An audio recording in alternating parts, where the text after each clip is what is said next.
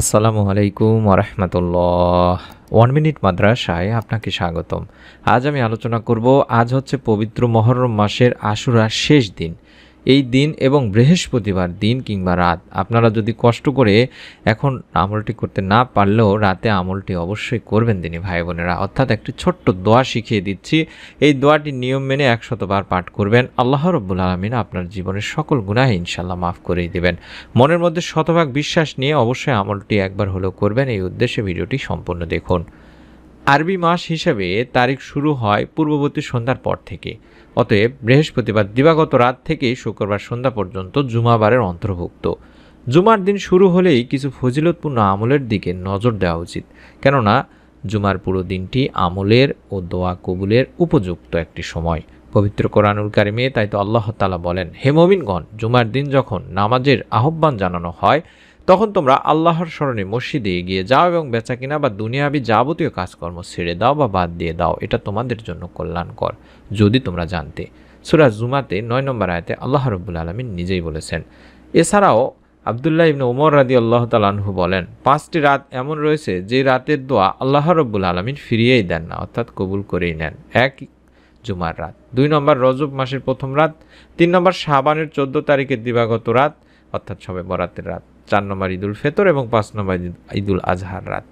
হযরত ইবনে আব্বাস রাদিয়াল্লাহু তাআলা আনহু থেকে বর্ণিত একটি দীর্ঘ হাদিসে আল্লাহ রাসূল সাল্লাল্লাহু আলাইহি সাল্লাম নিজেও বলেছেন, হে আলী, শুক্রবার রাতের শেষ তৃতীয়াংশে সাহস করে উঠে পড়ো, কারণ এটি একটি গুরুত্বপূর্ণ সময় এবং এতে দোয়া কবুল হয়। সুবহানাল্লাহ। আমরা চেষ্টা করব, বিশেষ করে যদি দিনে আমলটি করতে নাও পারি, অবশ্যই আমরা রাতে আমলটি করার চেষ্টা করব। রাতের শেষ তৃতীয়াংশ বলতে বাংলাদেশের সময় রাত 3টা থেকে ফজরের আগ পর্যন্ত সময়টিকে বোঝানো হয়। আপনারা রাত 3টার সময় উঠে আমলটি করতে পারবেন ইনশাআল্লাহ। আল্লাহ রাসূল সাল্লাল্লাহু আলাইহি সাল্লাম এটিও বলেছেন, সোমবার ও বৃহস্পতিবার আল্লাহ সব মুসলিমকে ক্ষমা করে দেন, তবে ওই 2 ব্যক্তি ছাড়া যারা একে অপরকে বর্জন করেছে তাদের সম্পর্কে আল্লাহ তাআলা বলেন, পরস্পর মিলে যাওয়া পর্যন্ত এদেরকে আপন অবস্থায় ছেড়ে দাও। এটি ইবনে মাজাতে রয়েছে দিনী ভাই বোনেরা। তাই এই হাদিসের আলোকে আলেমেরা বলে থাকেন যে বৃহস্পতিবারে বিবাদ মিটিয়ে নেওয়া উচিত, কেননা যেসব মুসলমান ঝগড়া করে অন্যের প্রতি রাগান্বিত হয় তাদের এই রাতেও ক্ষমা করা হবে না। একইভাবে আত্মীয় স্বজনের সাথে সম্পর্ক ছিন্নকারীকেও এই রাতে ক্ষমা করা হবে না। এ কারণে নবীজি সাল্লাল্লাহু আলাইহি সাল্লাম কোনো মুসলমানকে অন্য মুসলমানের সঙ্গে 3 দিনের বেশি রাগ করে থাকতে নিষেধ করেছেন। বুখারী মুসলিম শরীফের সহিহ একটি হাদিস। হযরত আনাস রাদিয়াল্লাহু তাআলা আনহু থেকেও বর্ণিত আছে, আল্লাহ রাসূল সাল্লাল্লাহু আলাইহি সাল্লাম বলেছেন, জুমার দিনে ও রাতে আমার উপর দরুদ পাঠ করো। যে ব্যক্তি আমার উপর একবার দরুদ পাঠ করবে, আল্লাহ তার উপর 10 বার রহমত বর্ষণ করবেন। বাইহাকির একটি হাদিস। তাই আমরা পবিত্র জুমার দিন অন্যান্য আমল যেটি করি না কেন, তারপরে আমরা বেশি বেশি দরুদ ও ইস্তেগফার পাঠ পূর্বক অবশ্যই একটি ছোট্ট দোয়া পড়ব।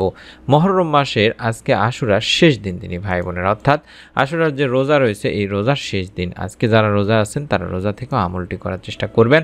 অবশ্যই এই আমলটি করবেন ইফতার সামনে নিয়ে, কিংবা রাতে যারা আমলটি করবেন তখন 2 রাকাত নফল নামাজ আদায় করে আমলটি করার চেষ্টা করবেন।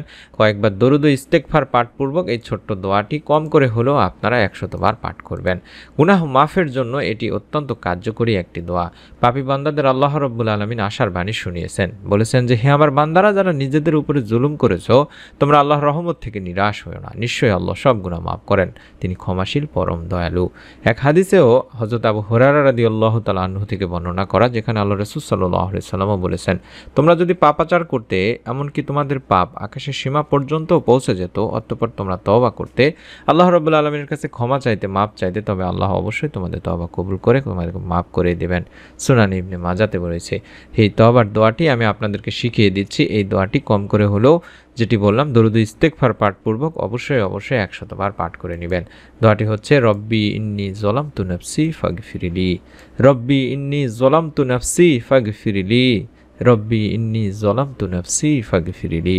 এভাবে অন্তত গুনে গুনে 100বার পড়ার চেষ্টা করবেন। যদি না পারেন কম করে হলেও অন্তত 7বার পড়ার চেষ্টা করবেন। তারপরে আবারও দরুদ ইস্তেগফার পড়ে আল্লাহ তাআলার কাছে 2 হাত তুলে ক্ষমা চাইবেন। বলবেন, হে আমার রব, অবশ্যই আমি আমার নফসের প্রতি জুলুম করেছি, গুনাহ করেছি, ক্ষমা করে দিন, আপনি আমাকে ক্ষমা করুন। এটি সূরা আল কাসাসে রয়েছে দিনী ভাই বোনেরা 16 নম্বর আয়াতে। আপনারা এই আমলটি করবেন, আল্লাহ তাআলা ইনশাআল্লাহ আপনাকেও মাফ করে দিবেন। মনের মধ্যে শতভাগ বিশ্বাস নিয়ে আমলটি যারা করবেন তারা প্রত্যেকে একটি করে নিয়ত করুন, অন্তত ভিডিওটিতে একটি করে কমেন্ট করার মাধ্যমে এবং ভিডিওটিতে একটি লাইক দেওয়ার মাধ্যমে। এরকম ছোট আমলের ভিডিওগুলো পাওয়ার জন্য মোবাইলে যাতে দেখতে পান, মোবাইলে পেয়ে যান, তার জন্য অবশ্যই চ্যানেলটি সাবস্ক্রাইব করার এবং বেল বাটনটি অন করে রেখে দেওয়ার অনুরোধ করছি। সকলে ভালো থাকুন, সুস্থ থাকুন। আসসালামু আলাইকুম ওয়া রাহমাতুল্লাহ।